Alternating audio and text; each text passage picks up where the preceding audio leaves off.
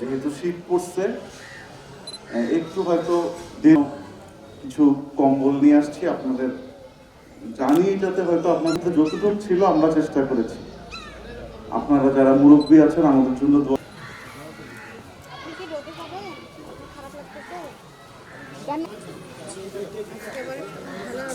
আমাদের কম্বল দিয়েছে, তার জন্য আমরা খুব খুশি। অবশ্য আলহামদুলিল্লাহ আমরা এতে যেন দোয়া করছি যেন এইভাবে সুষ্ঠুভাবে বিলা হয়।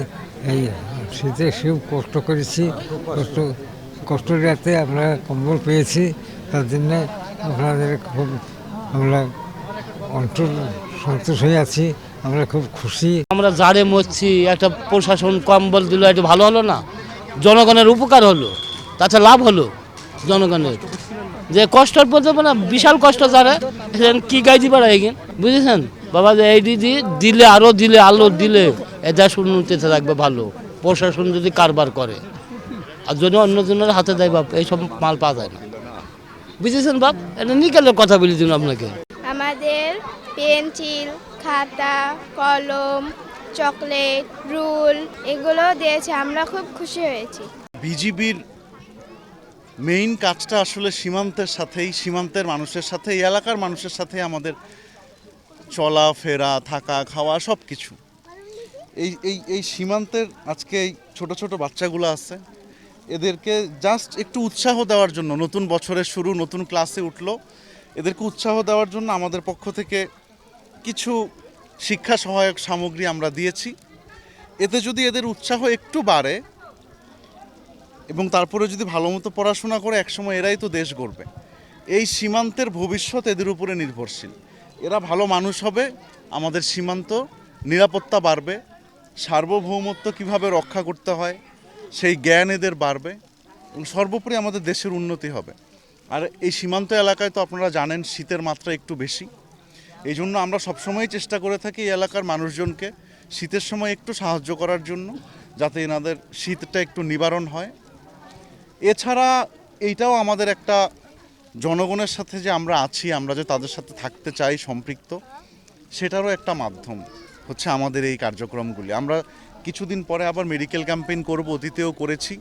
এই এলাকায় তেমন একটা ভালো হাসপাতাল নাই, তো আমরা কিছু ডাক্তার নিয়ে আসব, বিনামূল্যে ওষুধ বিতরণ করব। এই ধরনের কার্যক্রম আমরা প্রায়ই করে থাকি, আমরা ভবিষ্যতেও করব এবং আপনারা দোয়া করেন যাতে আমরা এই কাজগুলি সুষ্ঠুভাবে করতে পারি। আমাদের নির্বাচনের জন্য আমাদের বিশেষ প্রস্তুতি অবশ্যই আছে। বিশেষ করে আমরা যেখানে দাঁড়িয়ে আছি এই দৌলতপুর সীমান্তের জন্য বিজিবির প্রস্তুতিটা একটু ভিন্ন এবং বিশেষ, সেটা আমাদের বিশেষ পরিকল্পনার অংশ হিসেবেই থাকবে।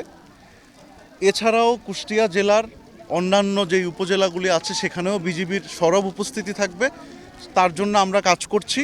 এবং নির্বাচনকে সামনে রেখে সীমান্তে আমাদের অতিরিক্ত টহল, নজরদারি, ওই কার্যক্রম আমরা এখনও বজায় রেখেছি এবং এটা আমরা চালিয়ে যাব নির্বাচন পর্যন্ত ইনশাআল্লাহ।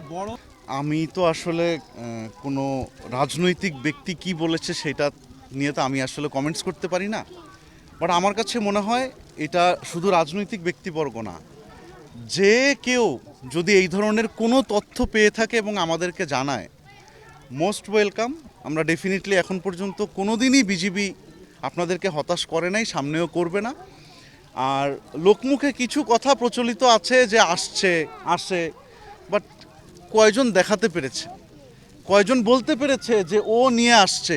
আমি দেখেছি এক্স্যাক্টলি। আমরা গত সপ্তাহেও 2টা অস্ত্র উদ্ধার করেছি, তার আগের সপ্তাহে আমরা আসামিসহ অস্ত্র উদ্ধার করেছি। সীমান্তে আমরা প্রতিদিন টহল দিচ্ছি। এই সীমান্তের মানুষজন যারা আছে তাদেরকে জিজ্ঞেস করলেই আপনারা জানতে পারবেন যতটুক আসলে তারা বলছে প্রচুর পরিমাণে অস্ত্র আসছে, কথাটা কি আসলে সত্যি কিনা। অ্যাটলিস্ট আমি এটুক বলতে পারি, আমার কুষ্টিয়ার দৌলতপুর এবং মেহেরপুরের গাংনী আমার দায়িত্বপূর্ণ এলাকা। এই জায়গা থেকে যত প্রকার বর্ডারের অবৈধ অস্ত্র চলাচলের বিরুদ্ধে সোচ্চার হওয়া, প্রোটেকশন দেওয়ার দরকার, পুরাটাই আমি সর্বাত্মক চেষ্টা করছি। আমার লোকজন দিনরাত পরিশ্রম করছে, এই শীতের মধ্যেও সারা রাত ধরে চোক পয়েন্টগুলি পাহারা দিচ্ছে, বর্ডারের টহল পরিচালনা করছে। আমার কাছে মনে হয় যতটুকু শোনা যায় বা ওনারা যতটুকু বলেন, বাস্তবে আসলে জিনিসটা একটু ভিন্ন।